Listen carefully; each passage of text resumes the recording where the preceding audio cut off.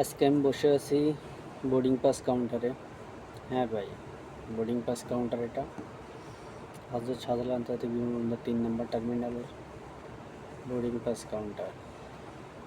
এটা এখান থেকে বিমানে ওঠার পূর্বে, বিমানে ওঠার না, ইমিগ্রেশনের পূর্বে এখান থেকে আপনার বিমানের টিকিট সংগ্রহ করা এবং বিমান সংস্থার কাছে আপনার লাগেজগুলো, ব্যাগগুলো বুঝিয়ে দেওয়া।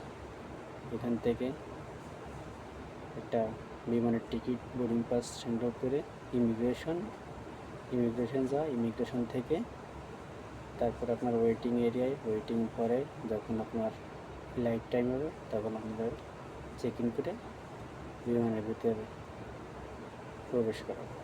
তারপর টাইম মতো বিমান ফ্লাই করবে। আমরা একটু দেখব বোর্ডিং পাসের পুরোটা দেখাতে পারবো না।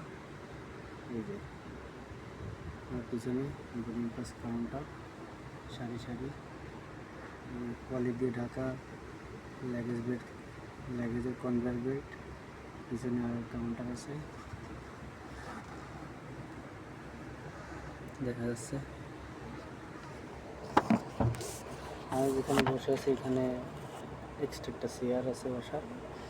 আজকে ভিজিটের কারণে আমি এখানে একটু বসে আছি, মোবাইল চার্জ দিচ্ছি। মোবাইলে চার্জ না বেশি একটা। আল্লাহ হাফেজ।